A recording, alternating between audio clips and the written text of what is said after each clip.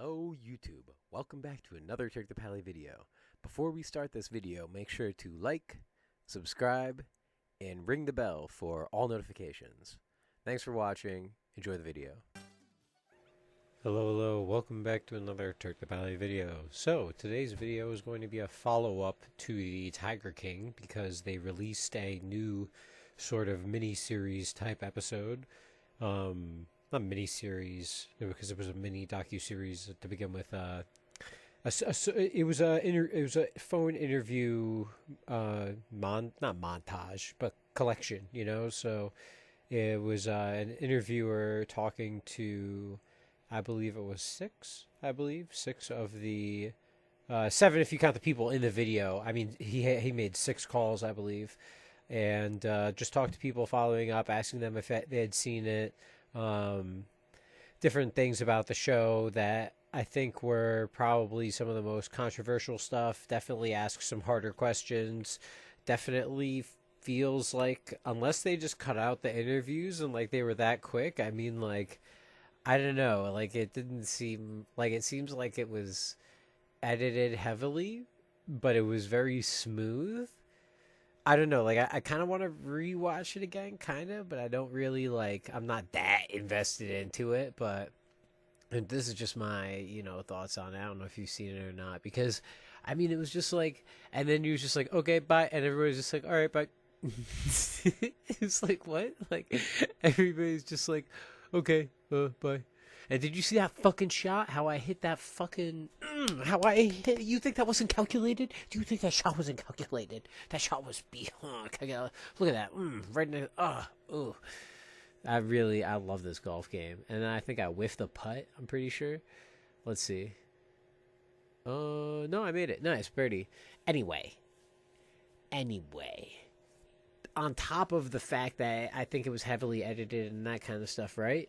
On top of that, you're asking incredibly serious questions. This has gotten so much, there's so much controversy, so much stuff has happened. There's like so many different things, and there's so many, there's just so many things going on, right? And this is serious, but the show is also incredibly memey and stuff, right?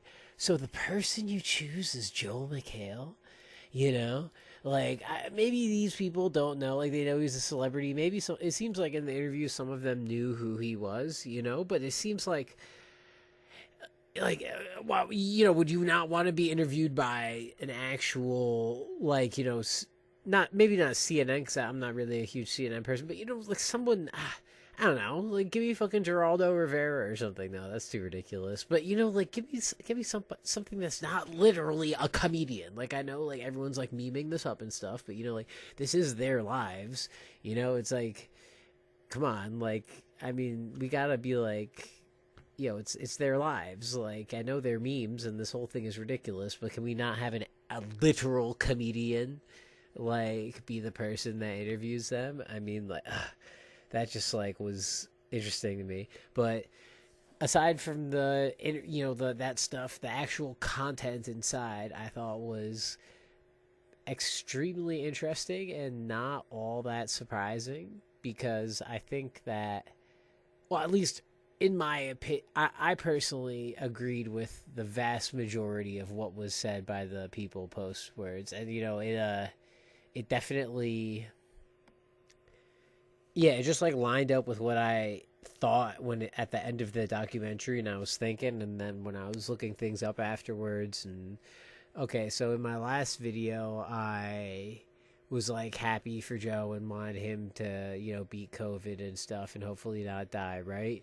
But I think if I was asked similar questions, I mean, I don't disagree. It's like, for example, the one where it's like, do you think he belongs in jail, whatever? And the vast majority is like, yes, he belongs in jail because he was a terrible person. He treats the animals like shit, and he is like all about the, it is, because I understand that. I hope I made that clear last video, because that's like that is really is what he is. And I joke like he'd become president now, or he'd like become governor or something, because no one cares about what his political stance is. No one gives a shit. If Trump could become president, fucking anybody can do anything. Like, and if this guy's fucking got, the biggest, highest Netflix thing behind him, and he plays it well, like, why not? Because the vast majority of people are fairly, ignorant about the rest of the stuff. Or even if they do know it, they don't give a shit because in the end, it's like, oh, well, Carol Baskin killed her husband. So, I mean, it's like, who cares? Like, let's get this bitch in jail. Like, Joe, come on. He got set up. What happened to this other guy? Is this other guy in prison yet? Like, until this other guy's in prison, like, Joe shouldn't be in prison. That's not my opinion. That's what I'm just hypothetically, throwing things out there for different, arguments that I think might happen. Who knows? We'll see. But I think it was very a good episode, with the exception of like the Joel, with the exception of some of the editing stuff. I think that they did ask good questions. I think it might have been half partially a little bit to cover their asses, to ask these people, because it's just like they want to cover their asses. Like, look, hey guys, it's like, fuck off with, like, they ask Saf about the gender thing, and Saf's like, I don't give a shit, man. Everybody else seems to care, but I don't. And it's like, thank you, God. It's just like, I just want to like fucking shove that in all these different LGBTQ people's like faces. It's like, after all of this that happened, after all this bullshit, you're coming away with that.